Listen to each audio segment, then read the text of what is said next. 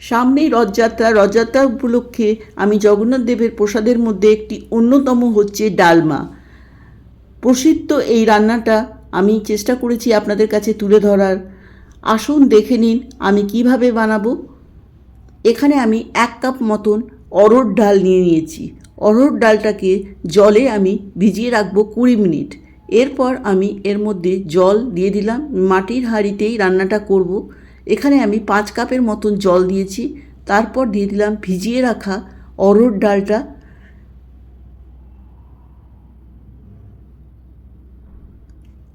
তারই সঙ্গে দিয়ে দিলাম এর মধ্যে সন্দক নুন। ভোগেতে আমরা নুন ব্যবহার করি, সন্দক নুন, সেই সন্দক নুনই আমি ব্যবহার করেছি। আর ঠাকুর জগন্নাথ দেবের প্রসাদে সন্দক নুনই ব্যবহার করা হয়। দিয়ে দিলাম এর মধ্যে হলুদ গুঁড়ো আর ছেঁচে রাখা আদা। এখানে বলে রাখা দরকার, ঠাকুর জগন্নাথ দেবের যে প্রসাদ রান্না হয় তার মধ্যে কিন্তু কোনো লোহার পাত্রতে ব্যবহার করা হয় না, শিলে পেষে এই মশলা দেওয়া হয়। এরপর ঢেকে আমি ডালটাকে সেদ্ধ হতে দেবো। ডালটা যখন অর্ধেক সেদ্ধ হয়ে যাবে তখন আমি এর মধ্যে সবজি দেব। এই ডালটি রান্না হয় কিন্তু সবজি দিয়ে, অমৃত স্বাদের এই ডাল। এখানে আমি সবজি পরিষ্কার করে ধুয়ে ডুমো ডুমো করে কেটে রেখেছি। তার মধ্যে আছে পটল, কুমড়ো, বেগুন, কাঁচকলা, কাঁকরোল। এখানে বলে রাখা দরকার, ঠাকুরের প্রসাদে, জগন্নাথ দেবের প্রসাদে কোনো আলু, টমেটো, কপি, গাজর, কাঁচা লঙ্কা ব্যবহার করা হয় না। এরপর আমি দিয়ে দেবো এর মধ্যে সব সবজিগুলো ডালের মধ্যে। ঠিক যেভাবেই ভোগটা হয় চেষ্টা করেছি আমি ওইভাবেই করার। তাও যদি কোনো ভুল ত্রুটি থাকে আমাকে ক্ষমা করবেন। এরপর ঢেকে আমি একদম কম আঁচে এটাকে সেদ্ধ করতে দেব। মাঝে আমি একবার নেড়ে দিয়েছিলাম। দেখুন সবজিও সেদ্ধ হয়ে গেছে, ডালও সম্পূর্ণ সেদ্ধ হয়ে গেছে। আপনারা আমার চ্যানেলে আরও অনেক জগন্নাথ দেবের ভোগ পাবেন, মোহরা, ঘি অন্ন, মগজ লাড্ডু। আর চেষ্টা করব আরও আপনাদের সঙ্গে শেয়ার করবার আগামী দিনে।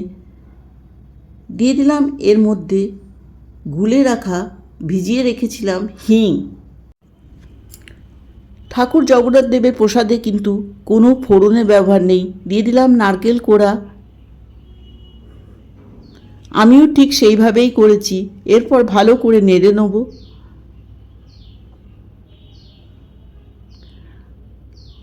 আমি আপনাদেরকে অনুরোধ করব ঠিক এইভাবে একবার হলেও বানিয়ে দেখুন। এই ডালমা অসাধারণ লাগে খেতে।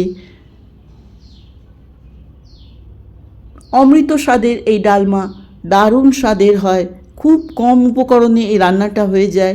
দিয়ে দেবো এর মধ্যে গোলমরিচের গুঁড়ো। এখানে কোনো লঙ্কার গুঁড়ো বা লঙ্কা ব্যবহার করব না। দিয়ে দিলাম গোলমরিচের গুঁড়ো। তারপরেই দিয়ে দেবো এর মধ্যে গোটা জিরে বেশ কিছুটা। প্রসাদে, ঠাকুর জগন্নাথ দেবের প্রসাদে কোনো ফোড়নের ব্যবহার নেই। ঠিক সেইভাবেই আমি করেছি।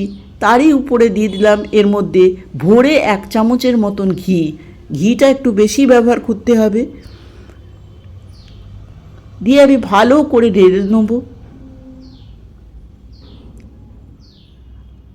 সব শেষে দিয়ে দিলাম গুড়। এখানে কিন্তু ভোগেতে চিনি ব্যবহার করা হয় না। ভোগে, জগন্নাথ দেবের ভোগেতে গুড় ব্যবহার করা হয়, সেই জন্য আমি গুড় দিয়েছি। আমার ডাল সবজি সম্পূর্ণ হয়ে গেছে, আপনারা দেখতে পাচ্ছেন। সব শেষে একটু নারকেল কোড়া ছড়িয়ে দেব। তারপরে আমি গ্যাস বন্ধ করে পরিবেশন করব। অসাধারণ স্বাদের হয়। আজকের এই ভোগের রেসিপিটা আপনাদের কেমন লাগলো এটা আমাকে অবশ্যই কমেন্ট করে জানাবেন। যদি কোনো ভুল থাকে সেটাও বলবেন। উপর দিয়ে আমি একটু গোটা জিরেও দিয়েছি আর ঘি দিয়ে।